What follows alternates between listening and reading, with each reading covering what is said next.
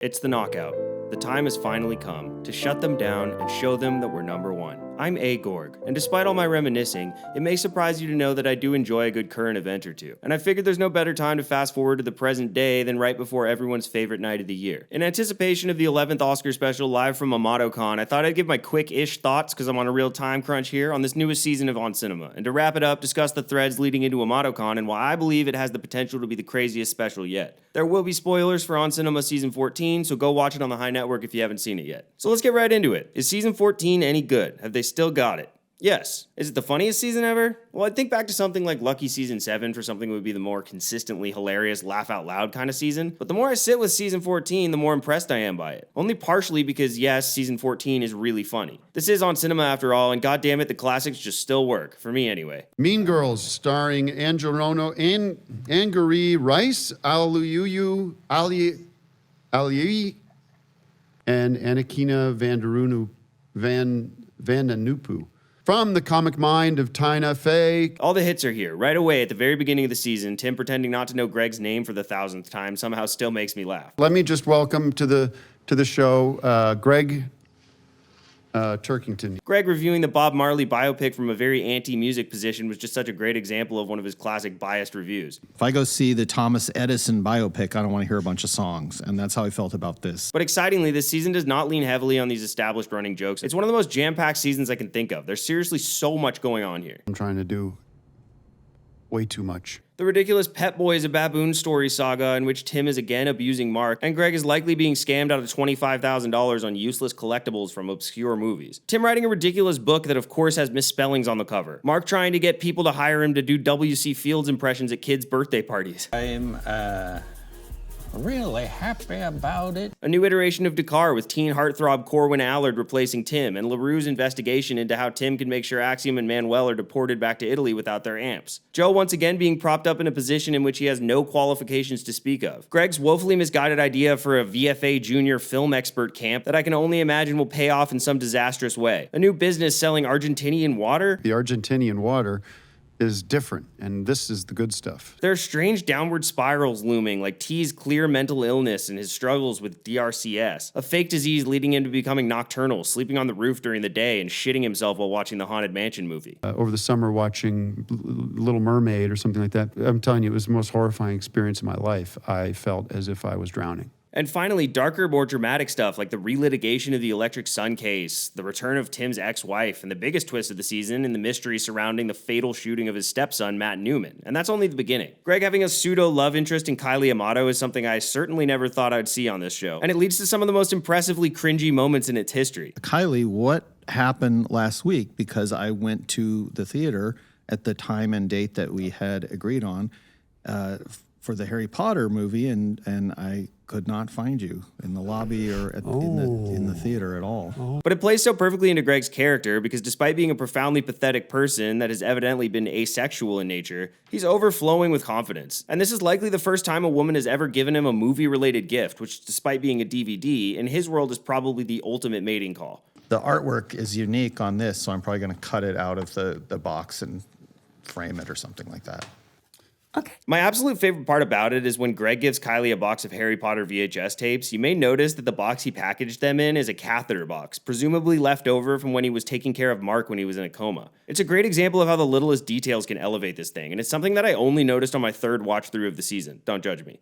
It simply made me laugh so hard for remembering the reasons that he would have that box in the first place and the image that it paints of the types of things he was doing for Mark. Quite upsetting, actually. For the fact that for some reason he kept that box all these years, and for the fact that he didn't think twice about giving that box to a woman he's trying to hit on. With this kind of attention to detail, the care that still goes into making this a living, breathing universe is obvious. 14 years later, and these guys are in no way phoning it in. There are still so many rewards for those paying attention. My experience of the Dakar drama this season was made so much better by the fact that Axiom and Manuel's new music video with the kid who played Tim's son on Decker came up on my YouTube feed with only a few hundred views, and I got to play with the idea that these were real people now unaffiliated with On Cinema posting an update and sharing a song about their experiences with Tim. They're creating this fake online drama across different platforms that we can engage with, but just such a creative and immersive way to tell a story. I was simultaneously weirdly happy for Ax and Manuel to be free from Tim, laughing at this hilarious anthem about how much Tim sucks, and eager to see how Tim's character would react. When the next episode of the season came out a day early because Tim was just too angry to wait, I knew exactly what it was about, and I couldn't wait to watch.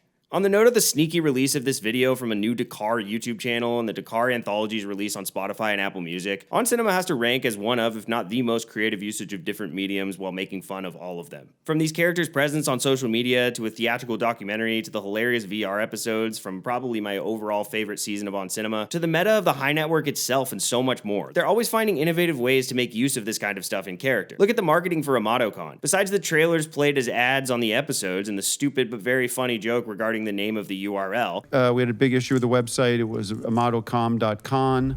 Amatocom, the original website that we wanted and put out there originally, amatocon.com. It was not working. We had registered amatocom.com, and now the only way to find our site is, again, amatocom.com. And the idea of Jamiroquai's missing hat from Automaton being featured at Amatocon, I want to know who came up with that one. The Amatocon website itself is a hilarious ancillary piece if you actually go to it, made better by the fact that you would only have found it initially if you yourself also misspelled the URL. Season 14 as a whole is no different with its rebrand to a bro-y podcast and the addition of audio-only episodes on the podcast app of your choice.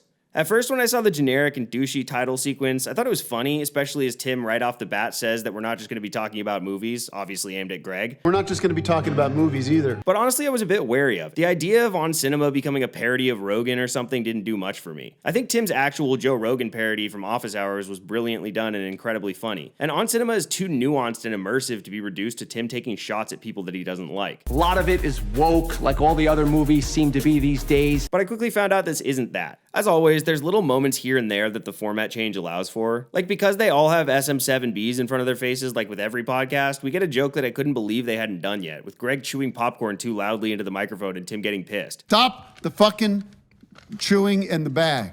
Take it from him. Just, Thank you. enough of this crap.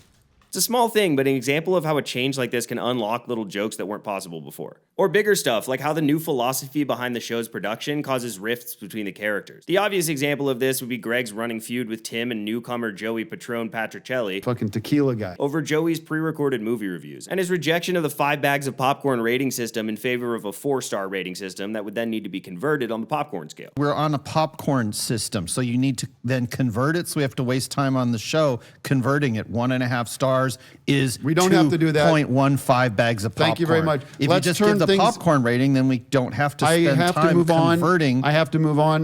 Nobody wants to watch conversions on I have the to show. move- I love this idea and just how pathetic and trivial the arguments about it were. I don't get any more from him than I get from this mug. The mug doesn't give me It's a not review about either. you. The addition of Joey actually grew on me quite a bit, and I think he did a really good job of playing in this world, especially in his interplay with Gregg in the final episode of the season. The idea of Gregg trying to steamroll a guest host that already doesn't particularly like him but is being surprisingly patient was really fun. Anytime Tim is away and Gregg feels like he can do whatever he wants is always a treat. There are also clever jokes found in playing with the medium itself. At first I was surprised that these episodes would be behind a paywall, but the audio versions would be free to listen to on podcast apps. But this quickly became one of my favorite jokes as these audio episodes are increasingly unlistenable due to the amount of Carrabba's Italian Grills ads blaring. By the 4th or so episode, these podcasts are wall-to-wall ads, eventually getting to the point where ads are literally playing at the same time, layering over one another in a cacophony of greed. Signature wood-fired It's delicious. Breakfast of champions. More chicken, same price. Your perfect platter So is hurry into sirloin Carrabba's salad, tonight to chicken enjoy brine, and 50% mozzarella. So check us out on Deezer.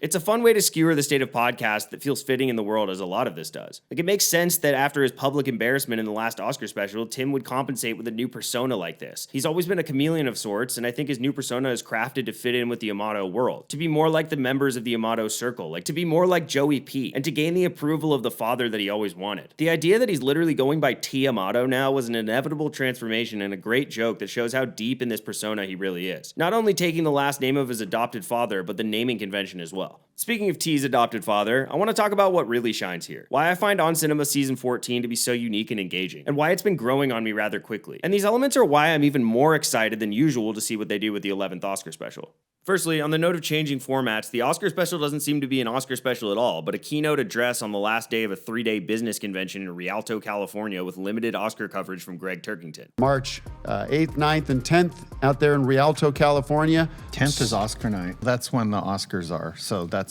Okay, yeah. My immediate thought is that something disastrous is going to have happened on the first 2 days of the event. I like the idea that this could be some Firefest level scam in which the $35,000 tier ticket holders won't actually be able to, for example, have a private whiskey tasting with Joe Estevez. I think it's safe to say that the event won't be in any way legitimate, and the Oscar special will be done in the wake of, at the very least, disappointment and likely catastrophe. Obviously, their promises made in the trailer and the website won't be true, and the real thing will be pitiful in comparison. Similar to how the plans for the High Ranch were so elaborate before we saw it looking like this on the 9th Oscar special. In the sneak peek we got of the setup for the event in the final episode, we see that less than a week away from this supposedly enormous event that would take a massive company of people to pull it off, T is setting up for it entirely by himself, even without Giamotto's help. To make things worse, T reveals how few tickets have been sold, and Jamiroquai and Bobby Flay are the first of the many tentative guests to officially decline to be there, suggesting that the only superstar that will actually show up will be Joe Estevez. I love the detail that if you looked at the Amatocon website when it was announced, it promised all these huge guests like Dave Grohl would be there, and by the end of the season it only lists the current members of the Suite, a to-be-determined former baseball player, and T. Amato and the Empty Bottle Players. The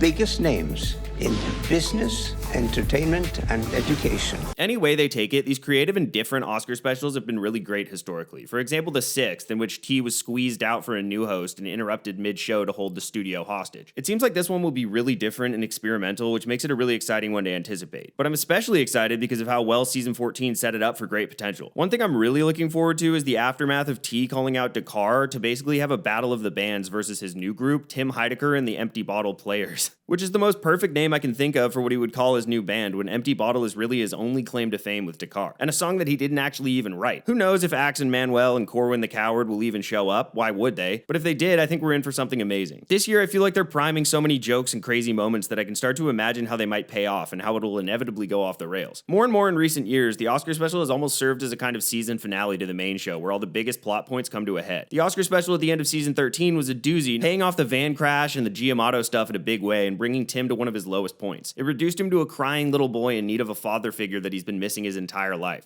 I didn't have a father in that way. I didn't have a man that could protect me and care for me. I've had a bad relationship with my father. A reveal that explains quite a lot, to be honest. The two metaphors at play in this moment have really carried on to season 14 in a big way. One, Gregg's looping segment representing the cyclical nature of these characters and the events of the show. Even as Tim is crying out that he can change and he doesn't want to be this terrible person anymore and he doesn't want to do this, the nature of the show necessitates that he'll pick himself up into some new persona, some new method of emotional procrastination that will inevitably bring him to his knees again, where Gregg will be his only constant. The other is the most obvious and the most relevant to the actual events of this season. Tim is a puppet that just wants to be a real boy, and Giamotto as his potentially sinister Geppetto. These elements have been building over the course of season 14, and Amatocon has the potential to be a really rich season finale of sorts, given it's airing immediately after the final episode of the season, and there are more unresolved plot threads and pieces left on the chessboard than ever. So honestly, much like season 13, my overall opinion of season 14 will be somewhat shaped by what it leads to and how it pays off, presumably in the Oscar special. Tim and Gregg are so patient in their comedy. They're unafraid to take the time to really set up those amazing high points of the show.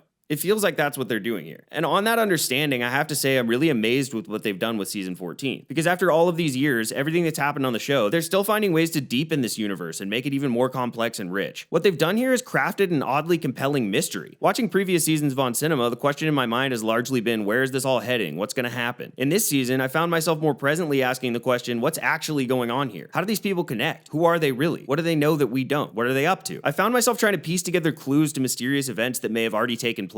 This is really important because it's a different approach to storytelling that keeps this season feeling really fresh to me and makes it one of the more interesting pieces of the canon. There are so many questions, most of which pertain to the presence of one Giamotto and his Amato group. Giamotto is a fascinating character to me, one that I actually find quite funny with his bizarre way of speaking and his constant mispronunciations. We're going to be licensing Jim Jetson's puppets from Sesame Street. The Highway System by my son, Tim Highway. Like father, like son, I guess. But he's very much shrouded in mystery. Who is he exactly? What do we know? Well, he's supposedly a very wealthy man, initially introduced as the top holder of High Points and an investor in the High Ranch. But why? Where did he come from? And most importantly, why the hell is he taking such a great interest in T, Gregg, and On Cinema? There's the obvious. Lithium, a highly valuable element, was discovered on the High Ranch, and because of his stake in the property, Amato was poised to mine it. Supposedly, this has been happening, with Tim reporting that he had trucks going in and out of the ranch at all hours of the day and night. But then what does he still need T for? Because he's he's clearly already able to do so. He himself explained on the last Oscar special that he was within his sole rights to do whatever he wanted with the ranch regardless of T. Is he a small-level con man lying about the ranch to swindle Tim? I don't think so. The trucks, the warehouse, and his willingness to shell out $25,000 to the guy who made this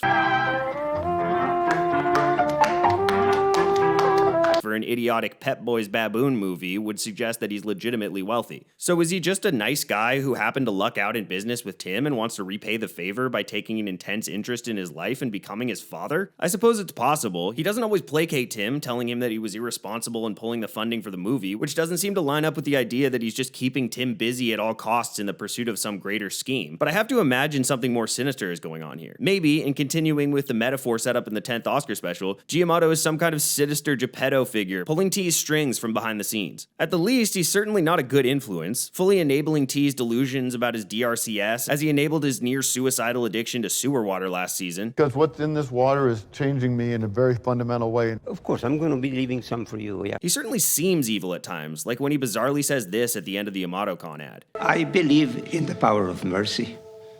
Do you? I mean, what the hell is that about? Or in this moment, as Tim is speaking to Joey and Gregg in the studio, and G is very suspiciously waving away a car that pulled up. His face would almost seem to suggest that he called this car for some sinister reason, and was now desperately shooing it away because Tim was on camera. I'm really curious what this was, and I hope we get an answer on the Oscar special. But more concretely, remember, this isn't the first time he's done this, and it didn't end well last time. We're so close that it was decided he would become my son. Amato adopted another son before T, and that son wound up getting shot in the head and the heart in his car. This was said to be a carjacking gone wrong, but it feels like there's more to the story, and this event may seem to foreshadow T's fate in some way. Looking in your eyes, I can see Chris. Especially when you look at the events of season 14. Most notably, the mysterious death of Matt Niemand by an unknown assailant. This was a real surprise to me, and I didn't expect Tony and Matt to come back into the mix. I didn't expect another one of Tim's sons to die, and I certainly didn't expect that Tim and Tony would seemingly be getting back together. But the circumstances are so mysterious. The obvious would be that Tim tried to kill Tony to silence her after Joe told him that she was talking to the DA about his case. But then why would Tim play the footage of the shooting over and over on the show and post the photo of the man all over the high network if he was indeed involved? Plus, the assailant was shot and Tim does not seem to be injured. I think there is the possibility that this storyline is not the evil puppet master mystery that I'm theorizing it to be, nor is it a long con of some kind, and instead the story of Tim's introduction into some kind of crime syndicate, which the Amato group does seem to be. During Joey's segment on the Godfather movies, T does say that the Amato family shares similar values to the Corleone family in a suggestive, winking kind of way. Tom Hagen is not, he was an orphan, and then Vito Corleone took him in. I think we can relate to that. I can relate to that. I know you can. It could simply be the case that G sees potential in Tim and wants to raise him up as his mafia protege or something, potentially based on T's past experiences on the other side of the law. And there's a lot of potential for you with this trial and everything that you've been able to survive. Very great and potential powerful man. This would line up with the narrative that Joey was the one who went to Tony's house to assassinate her to stop her from talking to the DA about Tim's case. If Tim was a protected member of a crime family, this seems like the kind of drastic measure that would be taken to ensure his freedom. The timing of Joey's departure from the show lines up with Joe's reveal that Tony had been talking about it, and the biggest clue would be him saying this. I've been busy with work and an additional workload from work that's come up because of certain people's actions. Well, this was definitely my initial theory. I was sure Joey was the killer when he disappeared from the show around the same time. It would make sense that Joey is suddenly absent from the show under mysterious circumstances as the unknown assailant has been shot. Now that he's reappeared in the final episode, though, I'm not so sure. I suppose he could have been wearing a vest or hiding his injury in studio, but I think it's more likely someone else was ordered to do it, with Joey being the getaway driver or planner or something. Maybe that's why Joey was gone for so long dealing with the aftermath and covering it up. But that's just another of the many questions for which we'll have to wait for Amatocon to hopefully answer. But what if this is all against Tim's will and behind his back? When T revealed that G had given him a Dodge Charger, my immediate theory was that this was Matt Newman's car and G was framing him or something. But upon further reflection, it seems like a stretch. It does seem like an odd gift for a supposed multimillionaire to give his son, but who knows? But G seems to be in complete control of T's life and productions, insisting Gregg is involved against T's wishes. Dad told me that one of the conditions of doing On Cinema On Demand this season was to have this guest, although I strongly objected to it because I think we've heard enough from him. And even walking right onto the set in the middle of filming and pulling Tim away to have a word, which is in itself still a mystery. So why would G allow Tim to show the ring footage on the show? It's crazy how little we know even now that the season's over. What is Kylie's role? She was the wife of G. Amato's other adopted son and is still closely involved with G, which seems strange on its own. Is she involved in some way? Is she playing Gregg by flirting with him? After all, why would she give him a Harry Potter related gift otherwise? And speaking of Gregg, why in the world would G insist that Gregg be a part of the show? Why would he care about Gregg at all? Why any of it? If he is pulling his strings, is it for money? Is it some personal vendetta? Has Tim or Gregg inadvertently harmed someone close to him in the past, such as one of the kids from the music festival? Was Tom Chaplin his best friend? Was this rat from the 8th Oscar special his pet? Kidding, but there are so many ways this could go, and it leaves me so excited to see what happens at Amatocon. Whatever you thought of the season on its own, again, there have never been so many unanswered questions leading into an Oscar special, and I can't wait to see how it shakes out. All of the looming danger and darkness involved in this season would suggest a really significant Oscar special. Even beyond the mystery, even if G is not trying to ruin and or end Tim's life in some way, Tim is so attached to the man. He no longer has his rocks in Axiom and Manuel. His new rock is G. He's a scared little boy looking to his father for guidance, trying endlessly to be the kind of man he thinks his daddy wants him to be, telling him he loves him to no response. I love you, and